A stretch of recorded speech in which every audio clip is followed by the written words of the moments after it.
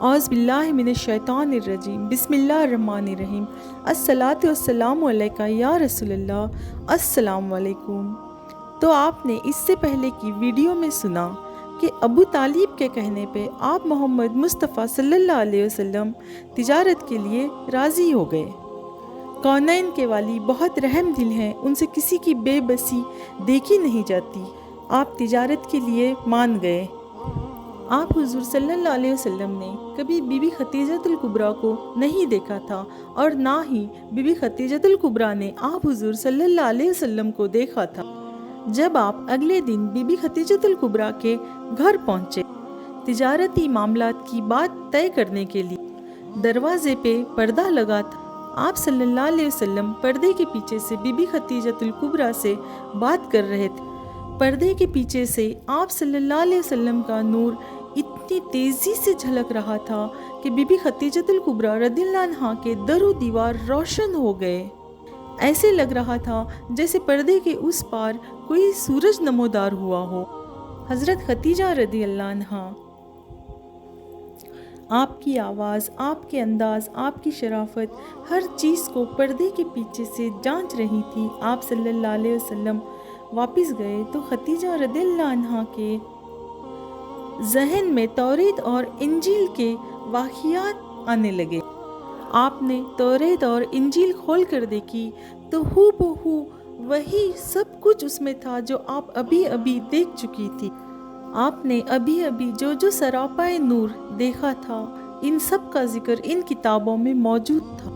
خدیجہ الکبریٰ نے اپنے ایک غلام میسرا کو آپ صلی اللہ علیہ وسلم کے ساتھ تجارت پر بھیجا۔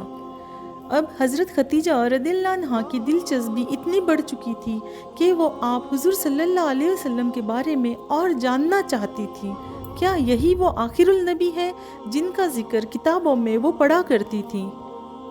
حضرت بی بی خدیجہ الکبریٰ نے میسرا کو خاص تاکید کی کہ آپ حضور صلی اللہ علیہ وسلم کا خاص خیال رکھا جائے اور دوران سفر ان پہ ہر باریک باریک چیز پہ نظر رکھی جائے کہ وہ کیا بولتے ہیں، وہ کیا کرتے ہیں، ہر ایک چیز کا ان کو علم ہونا چاہیے۔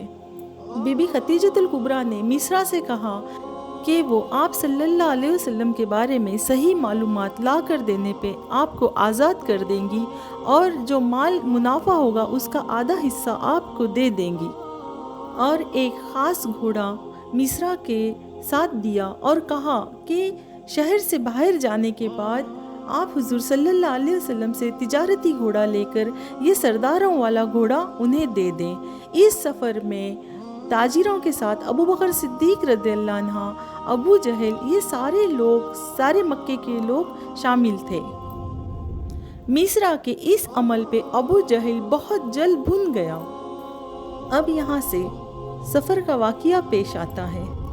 کچھ دور جانے کے بعد اس قافلے میں سے 2 اونٹ تھک کر بیٹھ گئے جو اٹھنے کا نام ہی نہیں لے رہے تھے۔ سب لوگوں نے کافی کوشش کی۔ جب آپ حضور صلی اللہ علیہ وسلم ان اونٹوں کے پاس گئے اور ان کے سر پہ ہاتھ پھیر کے کہا کہ اٹھو چلو، تو وہ اونٹ اٹھ گئے اور قافلے میں سب سے آگے آگے چلنے لگے۔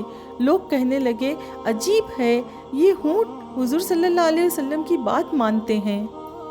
میسرا نے دیکھا کہ ایک بادل کا ٹکڑا آپ حضور صلی اللہ علیہ وسلم کو دھوپ سے بچاتا ہے، ان کے سر پہ ان کے ساتھ ساتھ سائبان ہو کر چل رہا ہے۔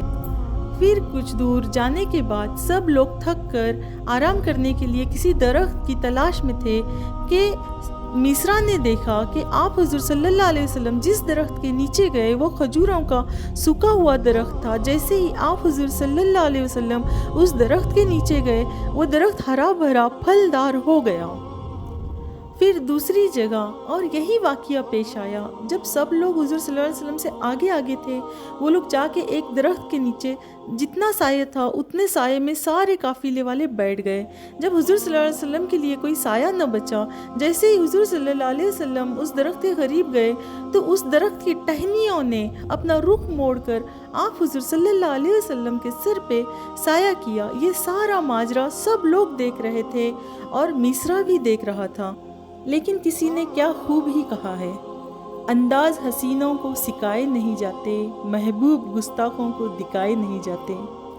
جب تجارت چالو ہو گئی، خرید و فروخت چالو ہو گئی، تو تاجروں نے اپنے اپنے بتوں کے نام لے کے قسمیں کھانے لگے اور خرید و فروخت کرنے لگے۔ تو آپ صلی اللہ علیہ وسلم نے کہا، میں جس کا نام لینا بھی پسند نہیں کرتا، اس کی قسم کھاؤں؟ میرا رب تو یہ تمام جہانوں کا مالک ہے، واحد ایک اللہ ہے۔ پھر واپسی میں جب آپ حضور صلی اللہ علیہ وسلم کچھ دیر آرام کرنے کے لیے ایک درخت کے نیچے آرام فرما رہے تھے، اس درخت کے سامنے ایک گرجا گھر تھا، وہاں ایک راہب تھا۔ اس نے میسرا کو بلایا اور کہا، کیا تمہارا نام میسرا ہے اور یہ آپ کے ساتھ محمد ہے؟ تو میسرا نے تعجب سے کہا، ہاں، تمہیں کیسے پتا ہے؟ تو وہ راہب نے میسرا کو گرجا گھر میں لے گیا اور ایک صندوق کھول کے اس میں تصویریں دکھائی، جس میں میسرا اور آپ محمد مصطفیٰ صلی اللہ علیہ وسلم کی تصویر تھی۔ وہ راہب کہنے لگا کہ اس درخت کے نیچے کوئی عام انسان نہیں بیٹھ سکتا، یہاں پہ جو بیٹھا ہے یہ آخر النبی ہے، اس کا بہت زیادہ خیال رکھنا، اور اگر میں نبوت کے دور تک زندہ رہا تو میں ضرور ان کا ساتھ دوں گا، اور اے مصرا، تو گواہ رہنا کہ میں آپ محمد مصطفیٰ صلی اللہ علیہ وسلم پر ایمان لایا ہوں۔ اب واپس آ کر میسرا نے یہ سارا ماجرا بی بی خدیجۃ الکبریٰ کو سنایا۔ اب اس کے آگے کا واقعہ اگلی ویڈیو میں انشاءاللہ۔ ہم آپ کے وقت کو نظر میں رکھتے ہوئے چھوٹے چھوٹے ویڈیو حصوں میں بناتے ہیں، تو آپ سے خاص گزارش ہے کہ آپ سارے ویڈیو ایک کے ایک بعد ایک ضرور دیکھیں، اور اگر آپ کو ہمارے یہ ویڈیو پسند آ رہے ہیں تو آپ ہمارے چینل کو لائک اور سبسکرائب کیجئے۔ جزاک اللہ۔